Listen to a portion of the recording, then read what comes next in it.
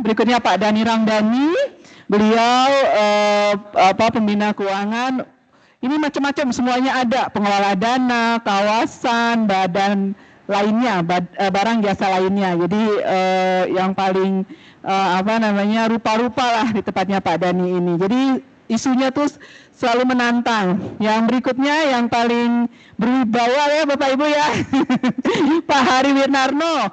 Seperti wajah wibawanya ini dia pembina keuangan untuk pendidikan. Jadi PTN, vokasi, PTKIN ini biasanya kita berdiskusi dengan Pak Hari Winarno. Paling ujung ini Pak moderator yang tadi pagi, Pak Edi Santoso. Beliau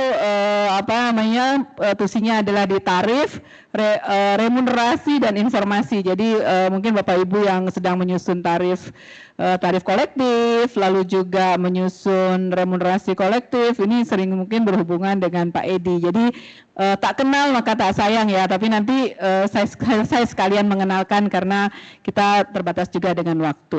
Baik, Bapak Ibu yang saya hormati, untuk sesi saya, kita nggak akan lama-lama karena kita ada banyak di sini, kita ngomong semua gitu ya, ditugaskan oleh Pak Edi untuk menyampaikan current issue. Sebenarnya current issue-nya sangat banyak, tapi kita akan pilih beberapa yang saya akan sampaikan terkait dengan unit usaha. Tadi sebenarnya menyambung dari yang sesi pagi, bagaimana BLU Brainer gitu ya, bisa dilakukan, didorong terus nih Bapak Ibu. Bapak Ibu punya aset, Bapak Ibu punya SDM, terus diminta untuk mengoptimalkan, memanfaatkan, memaksimalkan supaya itu menghasilkan pendapatan yang bisa menunjang layanan. Next. Berikutnya, nah ini mungkin kita perbandingan dulu ya, ini suatu hal yang kadang-kadang menjadi perhatian juga dari teman-teman BLU ketika kita diskusi, ini bedanya apa sih unit usaha, saya harus bikin unit sendiri gitu, atau bagaimana kita bisa bedanya pemanfaatan aset dan KSM. Tadi kalau di Pak GBK menyampaikan mereka melakukan KSM, pemanfaatan aset, lalu BGS, BSG dan sebagainya ya, beberapa hal yang mereka dilakukan. Jadi kalau kita lakukan, pertama kita pemanfaatan aset itu bisa aset BLU maupun aset pihak lain. Jadi kalau kita lihat aset BLU yang ada di sini Bapak Ibu bisa tanah bangunan ataupun selain tanah atau bangunan. Ini adalah beberapa hal yang memang sudah diatur di dalam PMK. Jadi Bapak Ibu punya tanah, yang paling simpel yang terjadi saat ini adalah kita punya ballroomnya digunakan untuk seminar, wedding, dan sebagainya. Kita punya tanah digunakan untuk misalnya paling simpel lahan parkir gitu ya. Itu suatu hal yang paling simpel. Tapi kita juga bisa dengan aset pihak lain. Nah, aset pihak lain kita bisa bahasanya mungkin yang paling sederhana adalah bisa sewa gitu ya, sewa aset pihak lain, kerjasamanya dengan misalnya kita punya biasanya ada beberapa BLU yang diskusi nih, saya mau HD gitu ya, tapi kita alatnya mungkin harus investasi lebih banyak gitu. Itu bisa kita lakukan kerjasama dengan pihak lain. Kita punya bangunannya, punya ruangannya, kita melakukan kerjasama terkait pemanfaatan aset untuk yang alat-alat misalnya HD gitu ya. Terus yang KSM, nah ini kerjasama manajemen, ini juga kadang-kadang juga menjadi pertanyaan kita semua, SDM jadi sebagai kita manajerialnya adalah BLU, ini banyak terjadi mungkin Bapak Ibu yang ada di perguruan tinggi, misalnya kita punya expertise di pihak tertentu, penelitian atau expertise di sisi expertise ilmu tertentu gitu. Itu bisa lakukan kerjasama manajerial. Banyak juga yang diskusi ya, kita butuh training gitu, pihak lain butuh training, terus kita menyediakan pengajar-pengajarnya gitu. Jadi ini ada beberapa yang memang sifatnya nanti Bapak Ibu bisa baca ya, artinya kita bisa penunjukan langsung, bisa ada tender, perizinan dan sebagainya. Tapi kalau misalnya SDM-nya manajerial pihak lain itu juga bisa terjadi, misalnya di rumah sakit kita membutuhkan misalnya klinik, kalau kemarin kita diskusinya adalah klinik kecantikan, tapi rumah sakit belum punya nih dokter yang kecantikan, melakukan kerjasama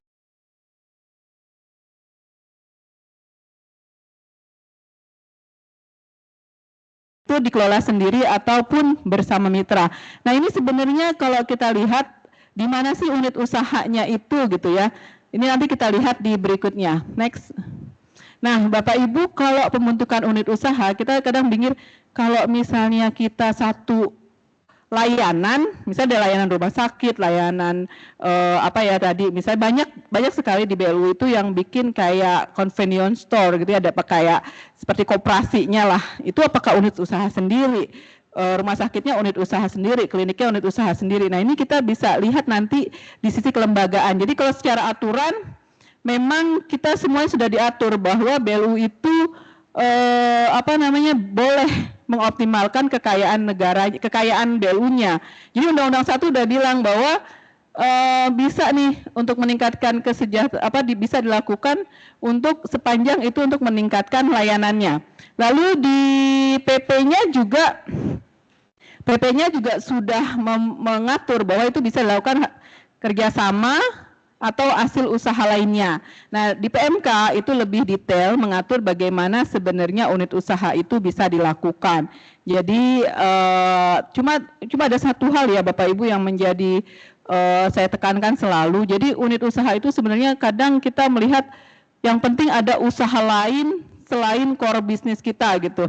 Ini misalnya core bisnis kita adalah perguruan tinggi, kita tiba-tiba punya punya penyewaan mobil kayak gitu ya. Tapi juga harus hati-hati untuk melihat karena pertama unit usaha itu adalah dia harus menunjang layanan gitu. Bukan harus ya, tapi dia menunjang layanan. Yang kedua, ini tuh ada satu yang di dalam PMK menguntungkan bahasanya. Menguntungkan BLU. Itu kan menjadi perhatian kita nih kalau untung nih seperti apa. Nah, itu yang akan kami coba sampaikan pada siang hari ini. Next.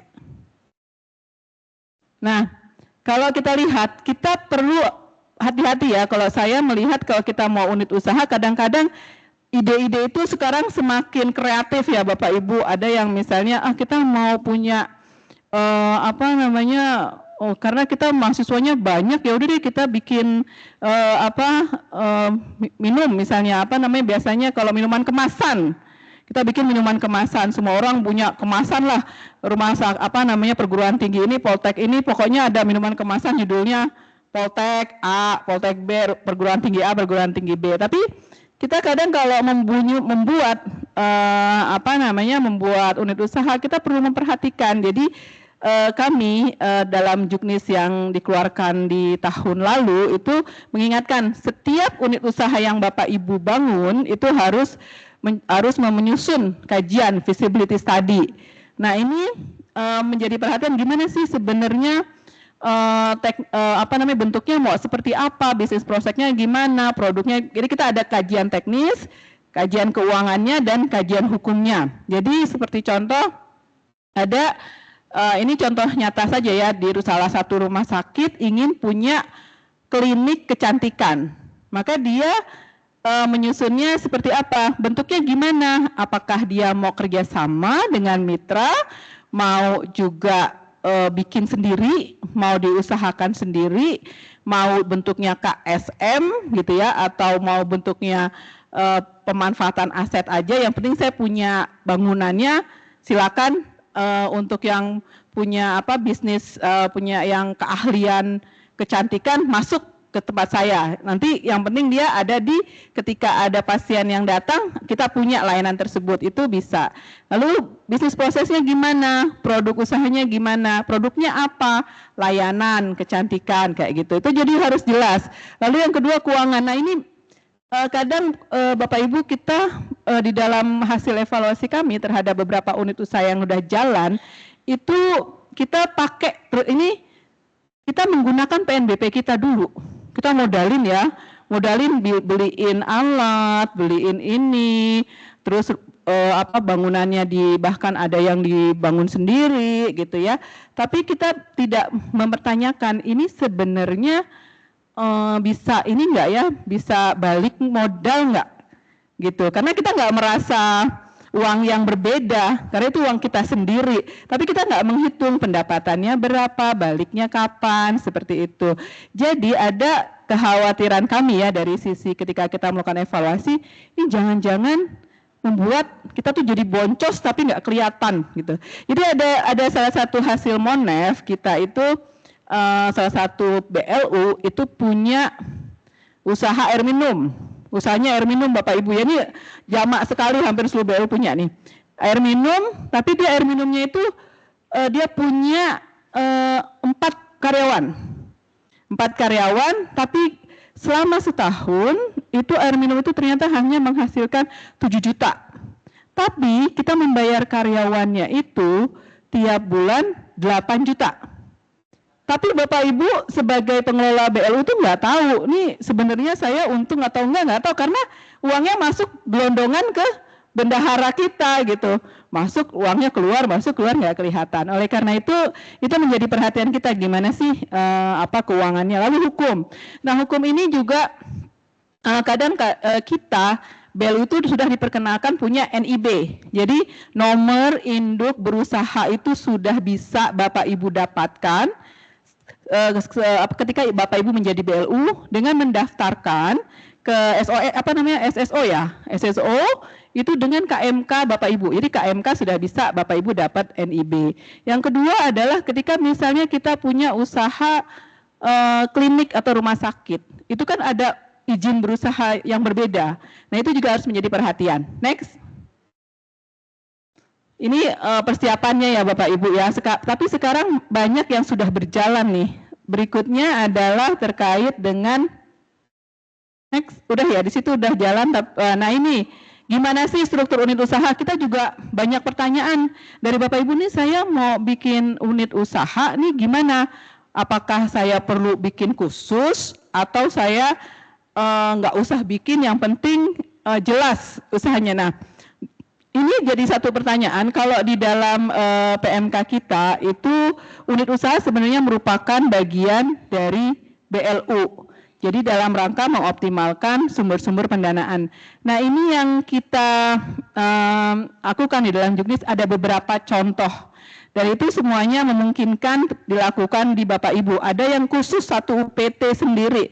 Biasanya di perguruan-perguruan tinggi itu bahkan di peraturan SOTK-nya udah nyusun, udah ada UPT 1 gitu ya, UPT, lalu dia di UPT terus ada di bawahnya ada usaha A, usaha B, usaha C. Namun untuk BLU-BLU yang tidak besar itu kan kalau bikin UPT jadi costly ya Bapak Ibu. Itu bisa di jabatan setingkat eselon 3 atau eselon 4, di dalamnya ada usaha A, usaha B. Jadi tugasnya itu adalah sebenarnya mengkoordinasikan usaha-usaha yang bawahnya. Biasanya ada beberapa BLU yang dalam peraturannya sendiri udah bilang divisi pengembangan usaha. Rata-rata memang ada di perguruan tinggi, politeknik dan sebagainya ya. Itu mereka saya lihat hampir semuanya punya divisi pengembangan usaha. Nah, bagaimana posisinya atau yang lebih besar lagi,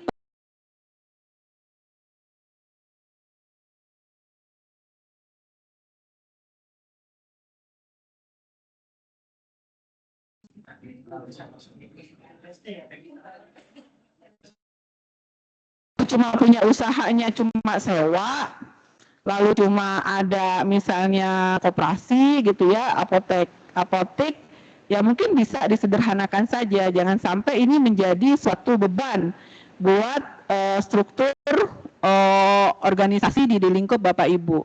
Ini contoh-contohnya. Next. Nah, untuk penggajian, nah ini jadi pertanyaan juga, gimana sih sebenarnya Bapak Ibu melihat unit usaha ini? Jadi kalau di PMK 39 tuh boleh unit usaha tuh merekrut karyawan.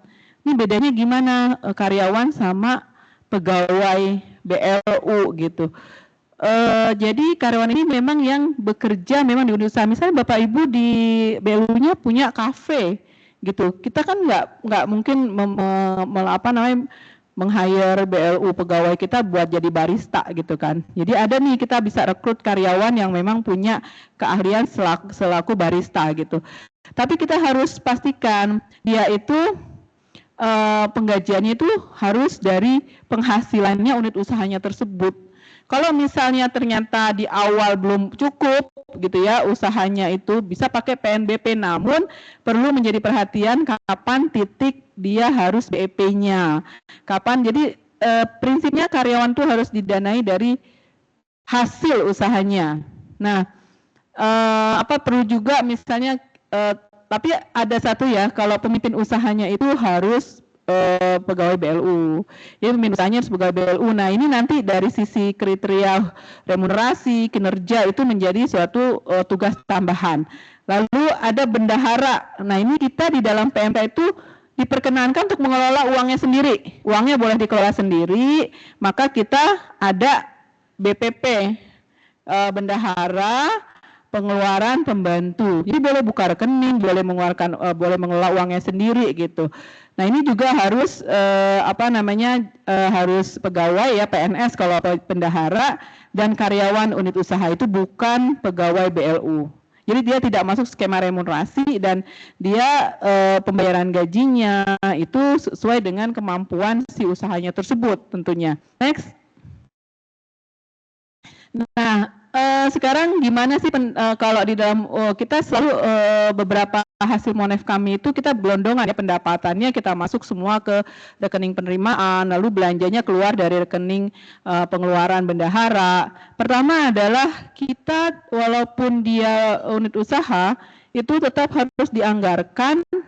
Nah, penganggarannya ini menjadi challenge memang Bapak Ibu.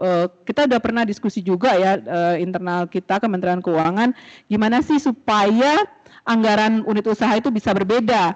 Tapi memang masih challenging buat kami. Jadi beberapa BLU itu punya anggaran-anggaran khusus, yaitu anggaran misalnya kalau di perguruan tinggi anggarannya terkait dengan kemahasiswaan. Mungkin kalau di barang jasa lainnya terkait dengan pengembangan layanan dan sebagainya, itu punya istilahnya kegiatan atau program yang memang sifatnya lebih umum.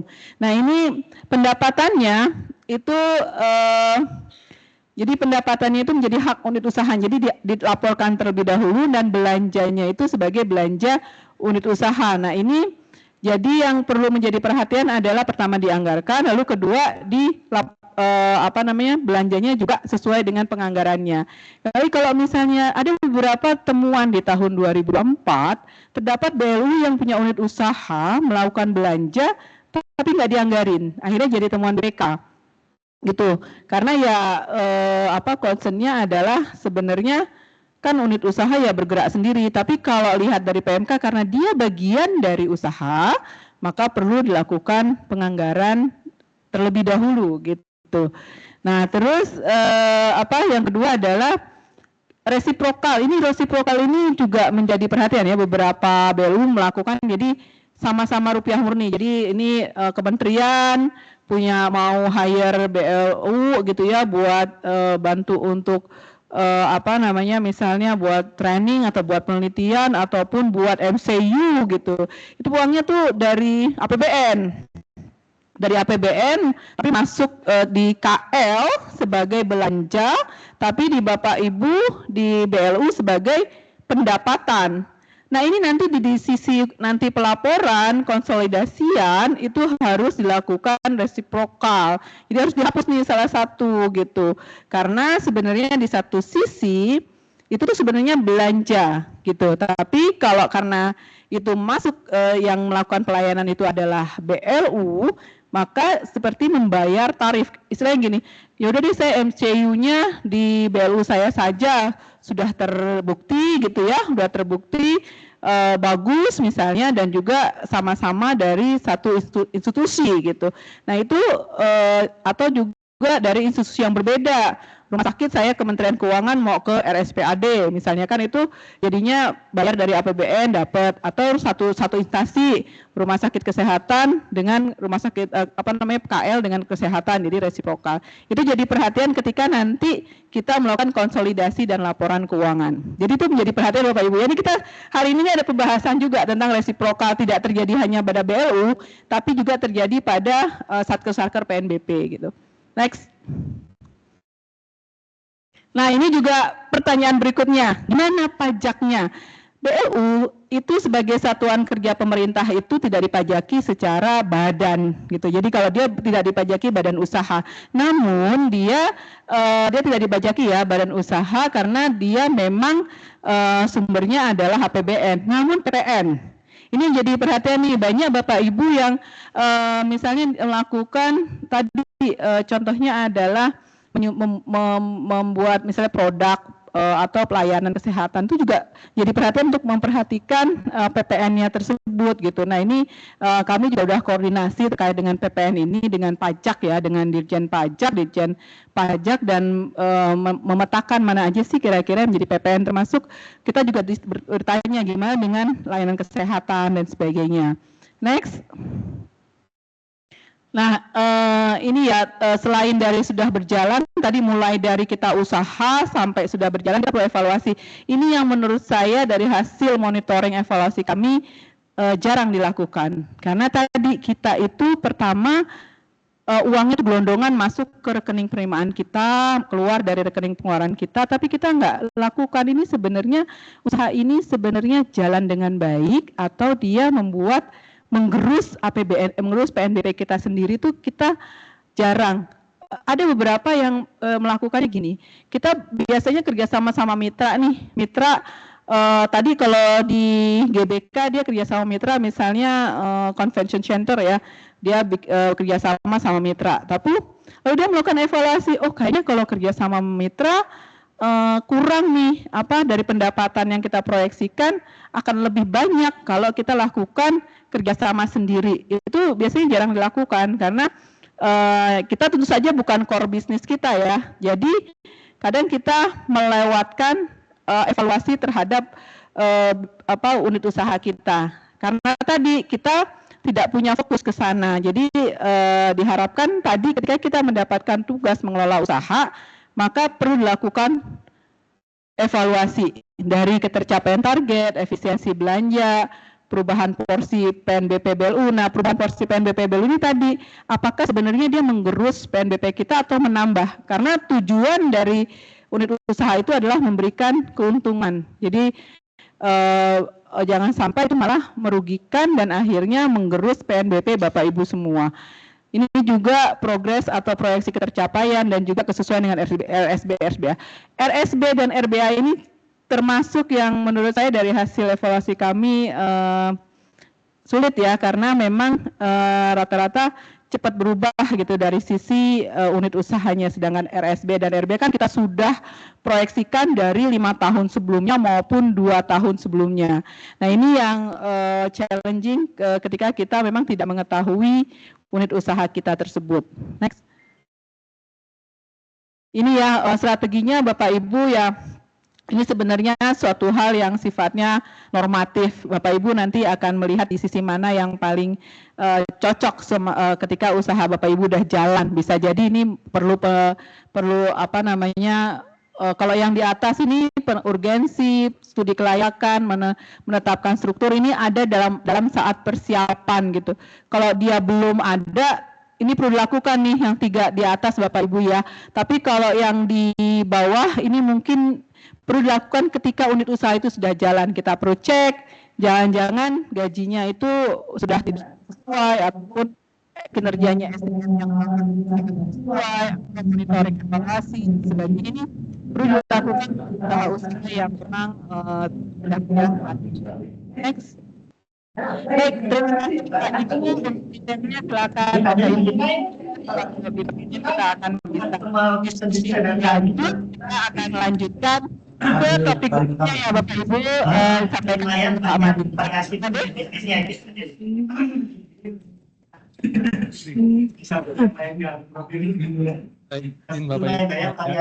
Assalamualaikum warahmatullahi wabarakatuh. Shalom, Om Swastiastu, Namo Buddhaya, dan salam kebajikan. Yang hormat Bapak Ibu BLU, yang mewakili dan rekan kami, hadirin yang berbahagia, izin nyambung ya paparan dari jadi kalau Buduli usaha, kami implementasinya usaha di BLU Kesehatan, khususnya di Kementerian Kesehatan.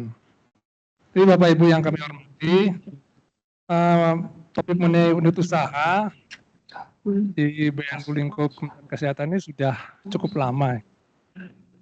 Jadi bahkan penggagas unit usaha ini ada di sini. Ini ada Pak Dirut RSK jam 4,empos untuk beliau. Jadi pagi tadi saya sempat bicara dengan beliau dan juga senior saya Pak Unggul.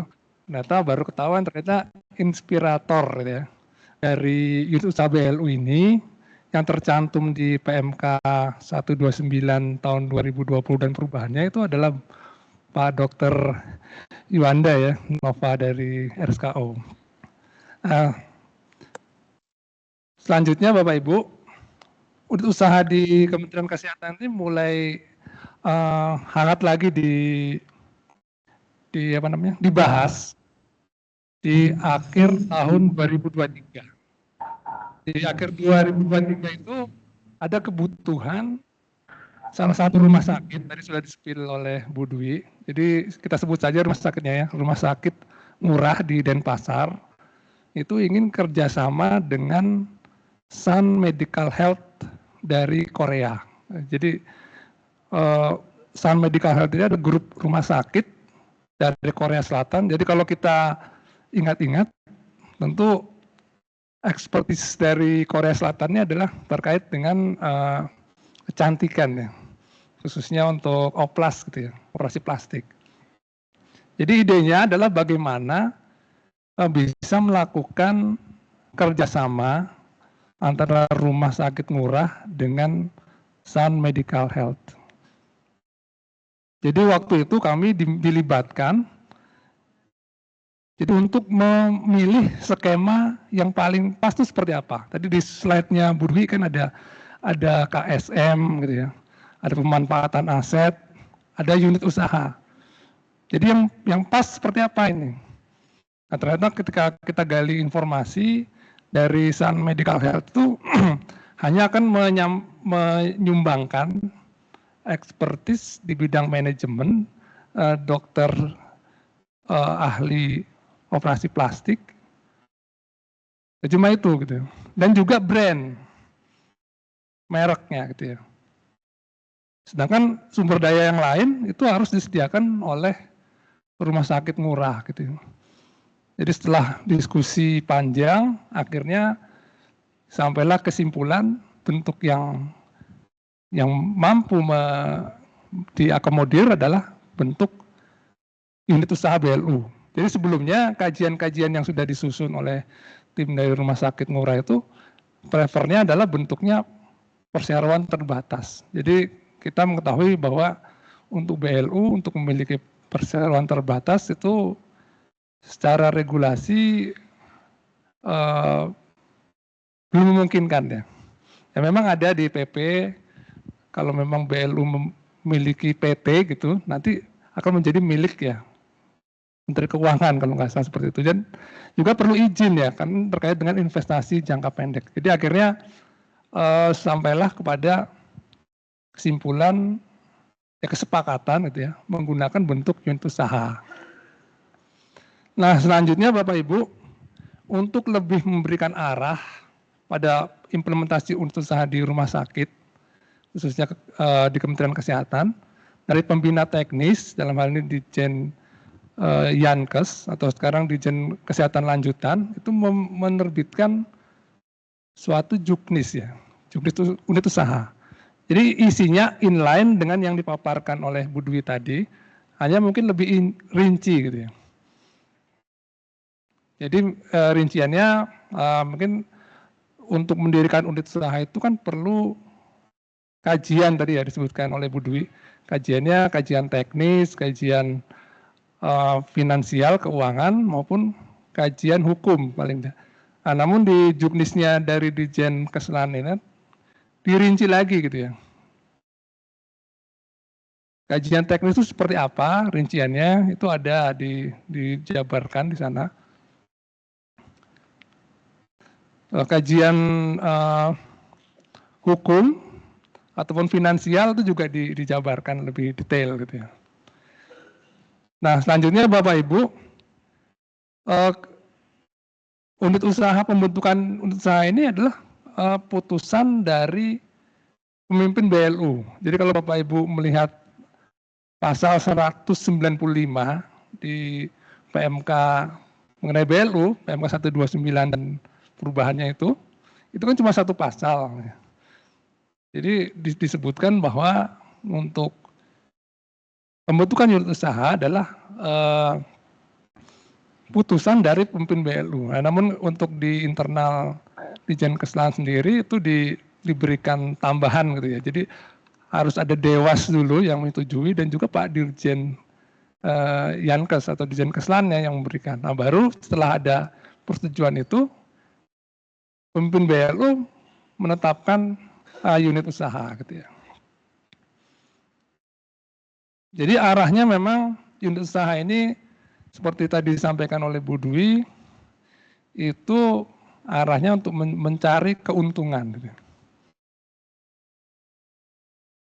Nah, ini beda dengan kalau BLU. Kalau BLU kan berprinsip tidak mengutamakan keuntungan kan. Tapi kalau yang untuk saya ini arahnya sudah jelas di pengaturannya, ya suatu saat harus untung. Jadi kapan untung ya? Ini contohnya di unit usaha ini ya. Nah, mungkin sebelum ke sana, Bapak Ibu, pengaturan dari pembina teknis ini sangat membantu ya, sangat membantu implementasi dari unit usaha. Jadi kalau kita lihat tadi di paparan Bu Dwi, strukturnya seperti apa gitu ya. Jadi kalau di pengaturannya hanya disebutkan bahwa kepala unit usaha itu ada di bawah pemimpin BLU gitu ya. Nah, untuk implementasinya seperti apa, nah itu ya perlu guideline lebih lanjut ya. Nah, kalau di yang sudah ada, ini contoh, kami ambil contoh. Jadi yang sudah terbentuk adalah unit usaha di Rumah Sakit Ngurah yang dinamakan Ngurah Sun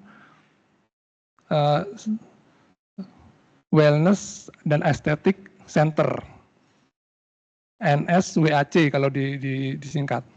Jadi unit usaha ini bergerak masih di bidang kesehatan. Ada hubungan dengan kesehatan. Walaupun fokusnya adalah di wellness dan di estetik ya. Nah, mungkin sebelumnya Bapak Ibu, di peraturan pembina teknis tadi, itu juga memberikan arah bahwa BLU rumah sakit itu bisa membuat unit usaha di bidang yang terkait dengan kesehatan. Nah, contohnya yang ini, klinik misalnya, dan juga di luar kesehatan. Gitu ya. Jadi, namun tentu untuk bisa mendirikan ini harus ada perizinannya gitu ya. Ada persetujuan maksudnya, persetujuan dari Dewas dan juga Dirjen. Jadi maksudnya untuk mengontrol agar tidak kebablasan mungkin. Nah, selanjutnya Bapak Ibu yang ingin kami sampaikan adalah contoh ini ya.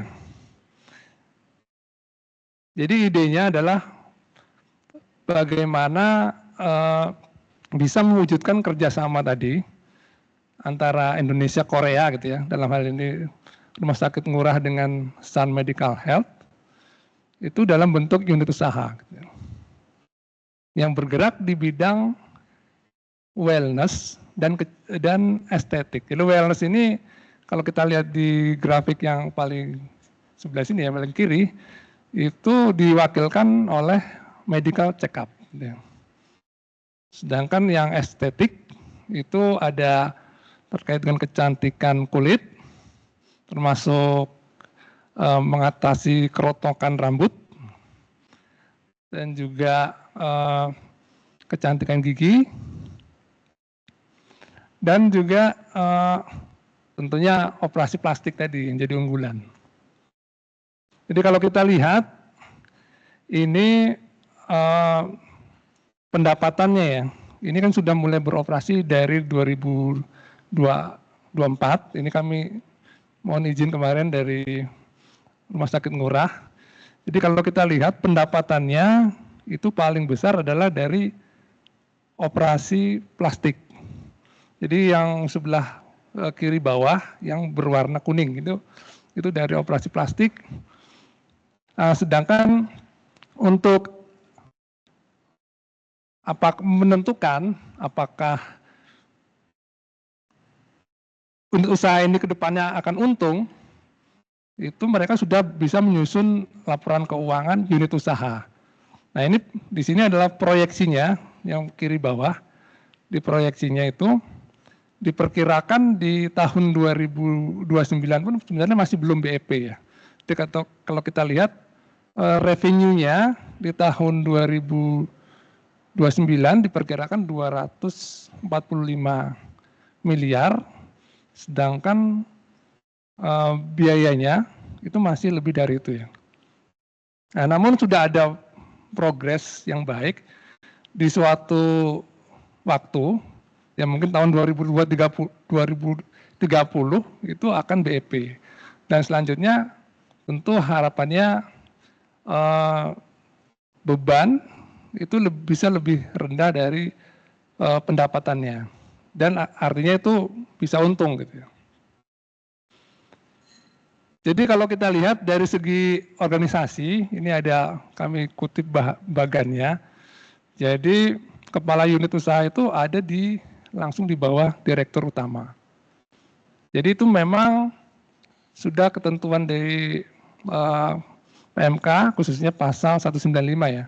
Nah tapi di sini ada JM, General Manager, ada Deputi JM gitu ya. Jadi ini untuk mengakomodir sebenarnya dulu sebelumnya ada kesepakatan ya dengan pihak Korea. Jadi pemimpin dari unit usaha ini harus orang Korea gitu. Jadi orang Korea itu harus jadi GM gitu. Namun tidak inline dengan aturan PMK BLU. Akhirnya dibuat seperti ini strukturnya. Di atas GM masih ada kepala unit usaha. Jadi kalau Bapak Ibu bertanya kenapa kok di atas GM masih ada kepala unit usaha, ya kurang lebih ceritanya seperti itu gitu. Walaupun posisinya masih dikosongkan, yang ada itu adalah deputi GM-nya gitu ya. Nah, selanjutnya di bawah deputi GM ini ada beberapa manajer sesuai dengan spesialisasinya. Ada manajer terkait kecantikan kulit, operasi plastik, mengenai gigi, MCU, dan manajer terkait dengan administrasi. Jadi Bapak Ibu yang dapat kami sampaikan bahwa struktur ini ditetapkan oleh pemimpin BLU gitu ya. Jadi kalau kita cek di SOTK-nya Kemenkes itu mungkin nggak ada ya seperti ini, hanya ini mengikuti bagian dari BLU yang ditetapkan oleh pemimpin BLU-nya, dalam hal ini Direktur Rumah Sakit Ngurah gitu ya. Mungkin demikian Bapak Ibu sharing dari kami. Jadi inline dengan materi yang disampaikan Bu Dwi tadi, unit usaha, dan ini implementasinya. Nah, jadi kami baru menemukan ini di lingkup BLU rumah sakit. Sebenarnya banyak calon-calon unit usaha, tadi pagi sudah kita diskusikan, hanya yang sudah inline pengelolaannya dengan PMK BLU, ya itu baru yang ini gitu ya. Yang lain tuh mungkin belum ya. Mungkin demikian Bapak Ibu yang bisa kami sampaikan, kurang lebihnya mohon maaf. Kami akhiri, wassalamualaikum warahmatullahi wabarakatuh. Kami serahkan ke Pak Dandi. Baik, terima kasih Pak Made. Kita lanjut ya Bapak Ibu ya, supaya nanti banyak diskusi ke Pak Hari. Pak Hari ini di pendidikan, silakan Pak Hari. Mohon izin berdiri karena dimulai dari berdiri. Bismillahirrahmanirrahim. Assalamualaikum warahmatullahi wabarakatuh. Puji syukur kepada Allah SWT yang telah memberi nikmat sehat, kesempatan, waktu, iman pada kita semua, dan negara yang sejahtera, damai, meskipun banyak musibah, tapi kita tetap bisa menerima dengan baik ya, sehingga tidak terjadi gejolak. Bapak Ibu, sesuai dengan apa yang disampaikan oleh panitia, panitianya Pak Edi ini. Jadi semuanya harus menyampaikan gitu. Ini kami menayangkan unit usaha di Poltek Ilmu Pelayaran ya. Hal ini kami lakukan karena Poltek ini kan tidak begitu besar kalau kita bandingkan dengan universitas atau dibandingkan dengan Poltek yang ada lah. Contohnya Pulsri ini ada Poltek Negeri Malang itu mahasiswanya sampai puluhan ribu gitu. Tapi di PIP ini mahasiswanya sekitar 1.333. Namun di dalam mengembangkan usahanya menurut kami menarik itu. Sebelum ke sana Bapak Ibu, selama saya di BLU dan juga diskusi dengan teman-teman di rumpun pendidikan ya, banyak yang melakukan usaha, ada unit usaha, tapi sebetulnya di dalam unit usahanya itu tidak melakukan usaha. Aneh kan? Kenapa saya bilang tidak melakukan usaha? Karena di dalam unit usahanya ini palu gada. Apa yang lo minta pasti ada. Jadi kalau kampus membutuhkan servis AC, dilakukan servis AC. Tapi unit usahanya sendiri di dalam kampus itu tidak ada servis AC. Tetapi bekerja sama atau mengambil servis AC yang ada di luar. Ini nggak benar kalau menurut saya.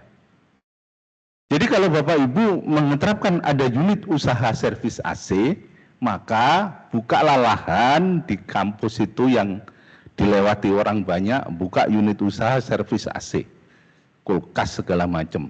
Sehingga benar-benar unit itu ada. Kalau kasarannya tidak jadi calo gitu ya. Kita nyalui APBN, itu dibayar APBN, masuk pendapatan APBN, nah sama muter aja gitu ya. Itu jangan dilakukan. Ini saya sampaikan di mana-mana. Karena banyak yang melakukan seperti itu. Masa kalah dengan SMK di depan ini? Ini ada SMK, BLUD, itu ada unit usaha servis mobil.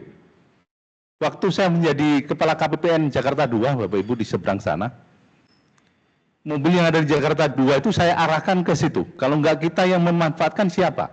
Kalau kita ke Toyota, Toyota udah kaya itu ya. Dan bagus selama termasuk kalau ada gores-gores ngecap itu bagus di SMK ini. Nah, kalau ada kampus yang melakukan usaha itu, usaha servis mobil, maka di sana dibukalah servis mobil. Baik itu untuk praktek mahasiswa maupun melayani untuk masyarakat. Sehingga tidak terjadi yang tadi saya sampaikan kasarnya calo gitu ya. Jadi mohon diperhatikan untuk membuka unit usaha. Kita kembali lagi ke PIP. Jadi PIP ini dengan mahasiswa tidak banyak, tapi sudah punya rumah sakit tipe D.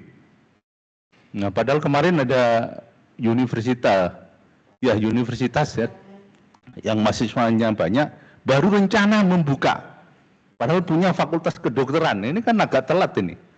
Kalau punya fakultas kedokteran, mestinya seiring buka fakultas, maka rumah sakit kedokterannya ada. Nah ini menarik, yang kecil tapi sudah ada. Jangan kaget di dalam ini ada baby shop, dan benar-benar ada katanya. Jadi memang ada unit usaha di situ gitu. Ini yang perlu dipegang. Untuk saat ini dari sekian diskusi memang masih aman. BPK belum memasukkan di dalam temuan. Pengalaman kami Bapak Ibu tolong ya nanti kalau ada seperti itu dihentikan. Kenapa dihentikan? Kalau sampai BPK masuk terus melakukan acak, didatengin. Ada beberapa kasus yang saya dijadikan saksi itu. Didatangi lokasinya, ternyata di situ nggak ada. Yang namanya servis AC itu tadi nggak ada. Lokasinya ada, PT itu ada, tapi jual beli ATK di dalam itu. Jadi temuan Pak. memang unit usaha sekarang memang dibuka lebar-lebar ya. Beda dengan waktu saya pelaksana maupun kasih. Kalau dulu itu kan ada spesifikasi bener-bener sesuai dengan unit usaha. Kalau dia konstruksi ya konstruksinya macam-macam nih. Kalau jembatan, jembatan aja.